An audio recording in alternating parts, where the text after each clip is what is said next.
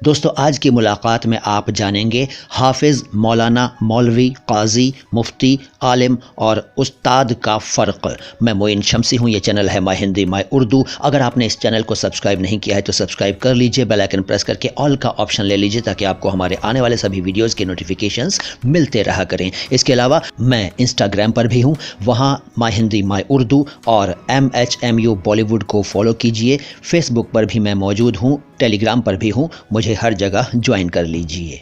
तो सबसे पहले हाफिज़ शब्द का पहले अर्थ जानिए। अरबी भाषा के इस शब्द का अर्थ है हिफाजत करने वाला, रक्षा करने वाला, रक्षक। वैसे ईरान के एक मशहूर सूफ़ी शायर शमसुद्दीन मोहम्मद शिराज़ी का पेन नेम है, ये कलमी नाम है। और कुरान को पूरा याद कर लेने वाले को भी हाफिज़ कहते हैं, यानी जिसने पूरा कुरान याद कर लिया हो वर्ड बाय वर्ड, उसे भी हाफिज़ कहते हैं, हाफिज़ कुरान कहते हैं। इसके अलावा अल्लाह का भी ये एक नाम है हाफिज़, और नाबीना को यानी दृष्टिहीन को भी हाफिज़ कह दिया जाता है। इसके बाद मौलाना भी अरबी भाषा का शब्द है। इस पर मैं एक अलग से वीडियो बना चुका हूँ, ज़्यादा यहाँ नहीं बताऊँगा, ज़्यादा जानकारी तो आपको उस वीडियो में मिलेगी। फ़िलहाल इतना दोहरा देता हूँ कि मौलाना शब्द इंसानों के लिए सिर्फ इंडियन सब कॉन्टिनेंट में इस्तेमाल किया जाता है। दुनिया के बाकी देशों में विद्वान व्यक्ति को मौलाना नहीं कहते, लेकिन हमारे यहाँ इस्लाम के जानकार को, इस्लाम के विद्वान को, बल्कि थोड़ी बहुत जानकारी रखने वाले को भी आमतौर पर मौलाना कह दिया जाता है। और बड़े आलिम को यानी बड़े विद्वान को, इस्लाम के बड़े विद्वान को मौलाना कहा ही जाता है।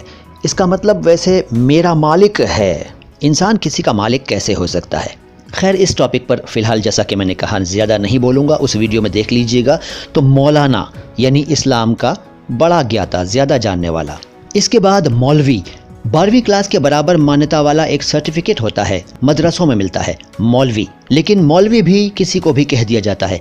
मौलवी का अर्थ है एजुकेटेड पर्सन, यानी पढ़ा लिखा इंसान, इस्लाम का जानकार, बच्चों को इस्लाम की शिक्षा देने वाला, यानी वो टीचर जो दीनी इल्म यानी धार्मिक शिक्षा, इस्लाम की शिक्षा देता हो बच्चों को।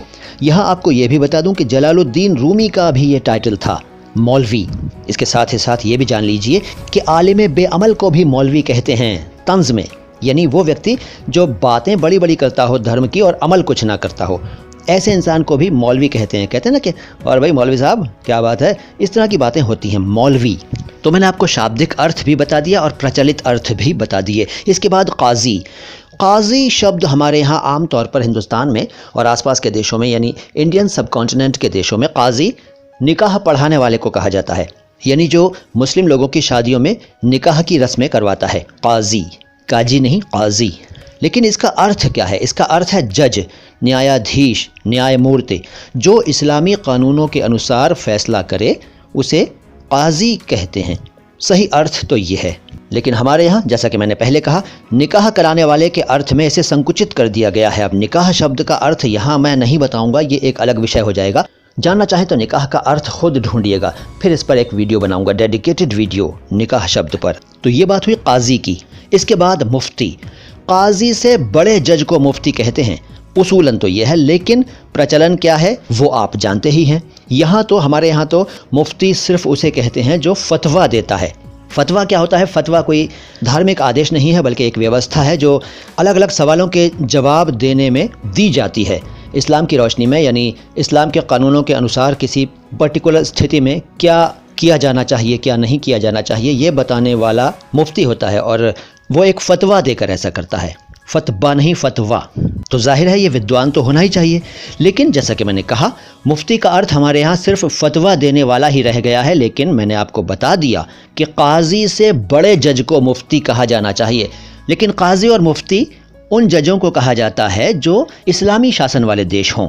तो ये बात हुई मुफ्ती की। इसके बाद आलिम हमारे यहाँ आम तौर पर सिर्फ इस्लाम का ज्ञान रखने वाले को कह दिया जाता है, जबकि आलिम तो कोई भी हो सकता है।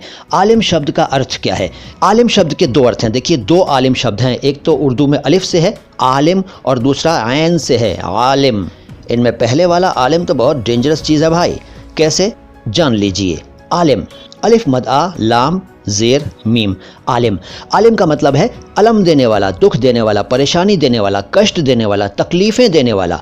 आलिम अलिफ से, ऐन वाले को नहीं कह रहा हूँ मैं। इसके बाद आलिम ऐन वाला यानी आलिम, इसका मतलब है इल्म रखने वाला, ज्ञानी, विद्वान, पंडित, ज्ञाता। अब पंडित मैंने कह दिया तो इसका मतलब यह नहीं है कि मैं किसी कास्ट को कह रहा हूँ।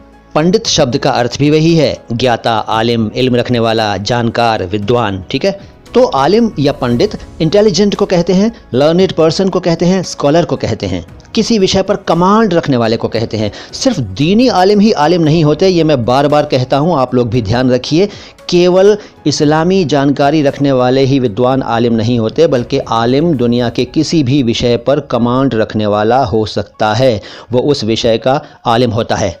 और आलिम आप समझ ही गए, कोई भी हो सकता है। आपके टीचर्स भी आलिम हो सकते हैं, बल्कि होते हैं, तभी तो वो आपको इल्म देते हैं, तभी तो उनको जॉब मिलती है, टीचर बनते हैं, अपने क्षेत्र में वो उस्ताद होते हैं, माहिर होते हैं, तभी तो वो आपको कुछ बता पाते हैं। तो ये बात हुई आलिम की। इसके बाद उस्ताद।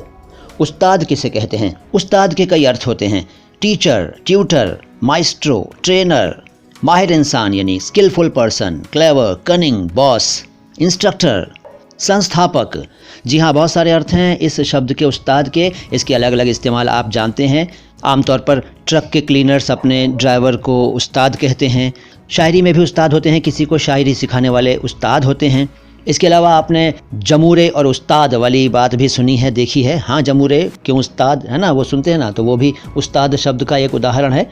सिंपल अर्थ है सिखाने वाला या किसी चीज़ में, किसी फ़न में माहिर इंसान, उस्ताद। तो ये मैंने आपको जो आज जानकारी दी है, तो अब मुझे यकीन हो गया है कि आपको इन 7 शब्दों में जो डिफरेंस था वो क्लियर हो गया होगा, स्पष्ट हो गया होगा। ये एक फरमाइशी वीडियो था, हमारे कई व्यूअर्स ने इसकी डिमांड की थी, तो मैंने आज सोचा कि इस पर वीडियो बना दूं। हाफिज़, मौलाना, मौलवी, काजी, मुफ्ती, आलिम और उस्ताद की बात आज आपने अच्छी तरह समझ ली।